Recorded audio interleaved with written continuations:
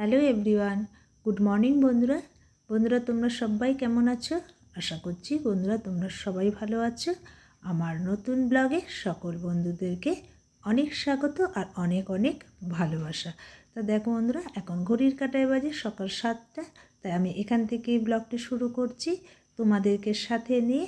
আশা করছি তোমাদের ভালো লেগে থাকবে। যদি কোথাও কোনো অংশ ভালো লেগে থাকে একটি লাইক কমেন্ট করে দিও। তার বন্ধুদেরকে কাছে পুরো ব্লগটি দেখার জন্য অনুরোধ রইল। তা দেখো বন্ধুরা, আমি সকালে তো বাসি কাজ সেরে সবার প্রথমেই প্রত্যেক দিনের মতোই রান্নাঘরে ঢুকে গেছি। যেহেতু বর বেরিয়ে যায় সকাল সকাল, তার জন্য এখানে বরের ব্রেকফাস্ট করব বলে একটু আটা মেখে নিলাম। সবার প্রথমে গরম জলটা করে নিয়েছি আর আটাটা মেখে ঢেকে রেখে দিলাম কিছুক্ষণের জন্য। আর এখানে দেখো আমি একটু গরম জল খেয়ে নিয়েছি, তারপরে আবার চা আর দুটো বিস্কুট নিয়ে নিয়েছি। দুজনে মিলে চা বিস্কুটটা খেয়ে চলে এসেছি। আর এখানে একটা ডিম সেদ্ধ বসিয়ে দিয়েছি প্রেশার কুকারে, আর একটু বেগুন ভাজা করে নিচ্ছি। আর দেখবে এতটা সকালে সবসময় যেমন আগের দিন খেয়েছে একটা সব দিয়ে তরকারি, রোজ কিন্তু একই জিনিস ভালো লাগে না। তাই মাঝে মাঝে ঘুরিয়ে ফিরিয়ে না একটু জিনিস রান্না বান্না করে দিলে ভালো লাগে। আমি সাধারণত একটু প্যাকেটের দুধই আনি বরের জন্য, যেমন ডবল টোনটাই খাওয়া উচিত বরের। সেটা এনে রাখি, দুদিন ধরে পাচ্ছি না, তাই খুব সমস্যাও হচ্ছে। ওই ডাবল টোনটা থাকলে আবার একটু সুজি টুজিও করে দিতে পারি। তা দেখো এখানে একটু বেগুন ভাজা নিয়ে নিয়েছি 3 পিস। আর সাধারণত আমি ভাজা করলে একটু টিস্যু পেপারটা নিয়ে নিই, যতটা আর কি তেল শুষে নেয় ততটাই আমার বরের জন্য ভালো। আর একটা ডিম সেদ্ধ প্রত্যেক দিনই আমি ব্রেকফাস্টের জন্য এইভাবেই খাবারটা দিয়ে থাকি। যেহেতু আমার বড় একজন কিডনি ট্রান্সপ্ল্যান্টের পেশেন্ট, তো আর তার যত্নটা দেখবে আমাদের থেকেও একটু আলাদা, একদমই আলাদা।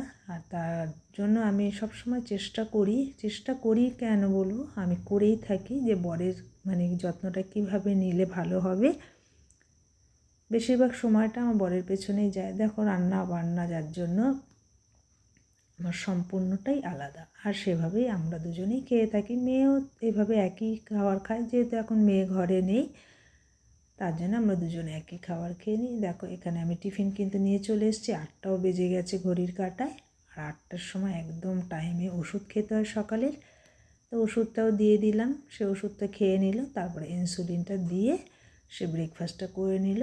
জামা প্যান্ট সমস্ত কিছু আগিয়ে দিয়ে একটা ব্যাগে, প্রত্যেক দিনের মতন একটা ব্যাগে আমি জলটা রেডি করে দিই, কেননা খেতে হয়।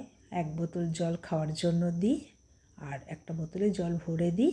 তার হাত টাত ধুতে হয়, দরজায় ছিটা দিতে হয়, তার জন্য দিয়ে বরকে আবার ওষুধটাও দিয়ে দিলাম। প্রেশারের ওষুধ খেতে হবে সকাল 9টায়, একটা টাইম বাঁধা থাকে সব জিনিসের জন্য। সব রেডি করে তাকে পাঠিয়ে দিলাম সে দোকানে সে বেরিয়ে গেল, আর আমি আমার কাজে লেগে গেলাম। দেখবে যতক্ষণ না বাড়ির বেটা ছেলেরা ঘরে থাকে কাজকর্ম কিন্তু সেভাবে হাত দেওয়া যায় না। তা আমি বিছানা চাদরটাও পাল্টে নিচ্ছি। আর যখন বরের অপারেশনটা হয়েছিল, বর তো সম্পূর্ণ একটা আলাদা ঘরেই থাকতো, 6টা মাস তার পুরো আলাদা একটা ঘর ছিল। আর প্রত্যেক দিন তখন বেড কভারটা চেঞ্জ করে দিতাম। আর এখন আর সেভাবে চেঞ্জ করতে পারি না, একদিন পর পর হয় না, হয়তো কখনো 5 দিনও হয়ে যায়, কখনো 6 দিনও হয়ে যায়, এইভাবেই হয়। কিন্তু করে রাখতে পারলে ভালো, যত পরিষ্কার রাখা যায় তাকে ততটাই ভালো। আবার একদিকে অসুবিধা, আমাদের যেমন মুদির দোকান, ওখানটা একটু সমস্যা হয়ে যায়, প্রত্যেক দিন জামা কাপড়ও কেচে উঠতে পারি না। তাই দেখো বন্ধুরা, আমি এখানটায় বিছানাটাও গুছিয়ে নিলাম পরিষ্কার করে। আর দেখবে গুছানো থাকলে আর পরিষ্কার জিনিস পাতা থাকলে কিন্তু ভালোই লাগে। ওই যে সময়ের সাথে সাথে পেরে উঠি না, প্রত্যেক দিন চাদর কাচাও কিন্তু সম্ভব হয় না। তাই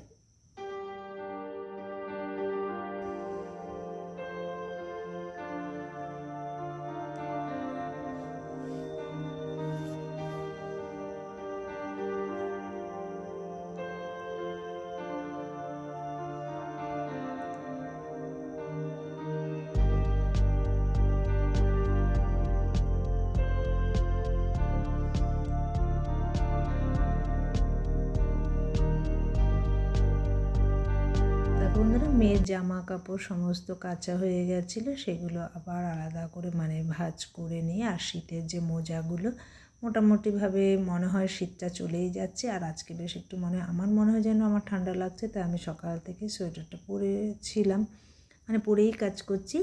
আর যেগুলো লাগবে না মোটামুটি কাজটা কমপ্লিট অনেকটাই, আর যা আছে পরে আস্তে আস্তে কেচে তুলে দেব। আর জায়গায় রাখলে আবার সামনের শীতে এই যে মোজাগুলো যেমন একদম গুছিয়ে রেখে দিলাম আবার সামনের শীতে, তাহলে আমার কিন্তু কোনো অসুবিধা হবে না খুঁজে পাওয়ার জন্য। আর এই সব জিনিসগুলো মেয়ে রাখে, তো যে এখন মেয়ে নেই, এই পুরো দায়িত্বটাই আমার ওপর এখন। মেয়ের জামা কাপড়গুলোও ঢুকিয়ে রাখলাম, আবার যখন আসবে হস্টেল থেকে তখন আবার এগুলো বার করে দেবো, ও পরতে পারবে। তা দেখো ওগুলো কাজ করে টোরে আমি রান্নাঘরে চলে এলাম। আর আমি সকালবেলাতেই আমি লাউটা কেটে না একটু ভিজিয়ে রেখেছিলাম। লাউ সাধারণত দেখবো সেদ্ধ করে রান্না করা যায় না, আগে কিন্তু করতাম সেদ্ধ করে, দেখছি রান্না করতে গেলে লাউটা না ঠিকঠাকভাবে বয়েল হতে চায় না, কেমন যেন হয়ে থাকে। তার জন্য লাউটাকে আমি বেশ খানিকক্ষণ ধরে ভিজিয়ে রাখি। লাউ, বেগুন এগুলোকে আমি আর সেদ্ধ করি না, আর বাদবাকি খাবারগুলো সব সেদ্ধ করে রান্না করি। বললাম না, বরের খাওয়া দাওয়া বলো, বরের যত্ন বলো, আমি সাধারণত এইভাবেই নিয়ে থাকি সব সময়। যে কোন খাবারটা তার মধ্যে থেকেও না ভুলভ্রান্তি হয়ে যায়, আর ভুলভ্রান্তি হলে খুব সমস্যা হয়। তা দেখো আমি ওদিকে রান্নাঘরে কিছুটা কাজ গুছিয়ে আর সমস্ত ঘরগুলো মুছে নেব। আজকে যেহেতু একটু মাথার শ্যাম্পু দেব বলে ভাবলাম রোদটা উঠবে তারপরে আমি মাথাটা শ্যাম্পু দিয়ে দেবো, নাহলে একটু ঠান্ডাও লেগে গেছে, শরীরটাও খুব বেশি ভালো নেই আমার। এবার দেখবে আমি অসুস্থ হয়ে পড়লে তখন কিন্তু আমার ঘরেরও খুব সমস্যা হবে। বর কিছুই পারে না করতে, দোকান করবে না ঘরের কাজ করবে। তা দেখো এখানে উচ্ছে দিয়ে আর একটু লাউয়ের কোলা দিয়ে ভাজা করে নিলাম, যতটা তেল না দিলে ভালো, ঠিক ততটা তেলই আমি ইউজ করি। আর দেখো এখানে ডাল সম্বার দেবো বলে সামান্য তেল দিয়েছি, আর পাঁচফোড়ন, আর এটা কাঁচা মুগ ডাল। আমি সাধারণত ওই বরের জন্য কাঁচা মুগ ডালটাই রান্না করে থাকি, মসুর ডালটা খুব কম খাই, কাঁচা মুগ ডালটা খুব একটা ক্ষতি করে না, তার জন্য এইভাবেই রান্না করে থাকি সমস্ত কিছু। আর দেখো এখানে লাউ ঘন্ট করবো বলে ওই একই সামান্য তেল আর পাঁচফোড়ন আর 1 চামচ মুগ ডাল দিয়ে দিয়েছি, যাতে গন্ধটা বেশ ভালো হয়। আর লাউটা করছি তখন মনে হচ্ছে যেন আমার দিকেই লাউটা তাকিয়ে আছে, কিন্তু বর খেয়ে বললো না ভালো হয়েছে। তখন আবার একটু ভালো লাগলো যে না ঠিক আছে, লাউটা তো দেখে মনে হচ্ছিলো যেন লাউটা আমার দিকেই তাকিয়ে আছে, এমন অবস্থা ছিল লাউটার। দেখো আমি এখানে সমস্ত কিছু দিয়ে ঢাকা দিয়ে রাখলাম। আর এখন একটু বেলাও হয়ে গেছে, বরের জন্য না সকালে তো একটু রুটি খেয়ে গেছে, 2টো রুটি, তার টাইমে টাইমে খাবারটা দেওয়ার চেষ্টা করি। আর এই যে একটু মুড়ি সামান্য চিড়ে নিয়েছি, আর 1 বাটি টক দই, এভাবে বাটি বাটি নিয়ে আসি, তাহলে দিতে আমার খুব সুবিধা হয়। টক দই দিয়ে আর একটু সুগার ডাল দিয়ে আমি এখন ছুটবো দোকানের দিকে। তো দেখো বন্ধুরা দোকানেও চলে আসছি, সে খেয়ে নিল, আর তারপরে আমি আবার স্নান টান সেরে নিলাম। আর এদিকে ভাতটাও চাপিয়ে দিয়েছি, আর এদিকে বরের জন্য 1 গামলা জল ফুটিয়ে নিচ্ছি। পুজো করতে করতে এটাও হয়ে যাবে, ফুটে যাবে। তারপরে আমি আবার একটু ব্রেকফাস্ট করে নেব, আমারও খিদে পেয়ে গেছে, যেহেতু আজকে অনেকটা বেলা হয়ে গেছে স্নান করতে পুজো করতে। তা দেখো বন্ধুরা আমি একটুখানি খেয়ে নেব ব্রেকফাস্টে। আজকে আমিও একটু চিড়ে আর টক দই নেব, ভালোই লাগে খেতে এটা, চিড়েটা আর টক দইটা। তাই এখানে আমি ব্রেকফাস্টটা করে নিচ্ছি।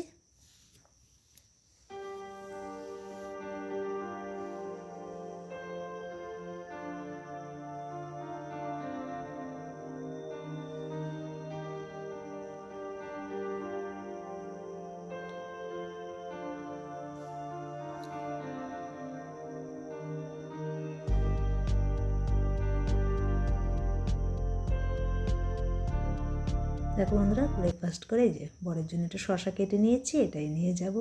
তাহলে বন্ধুরা এখন রেখে দিলাম।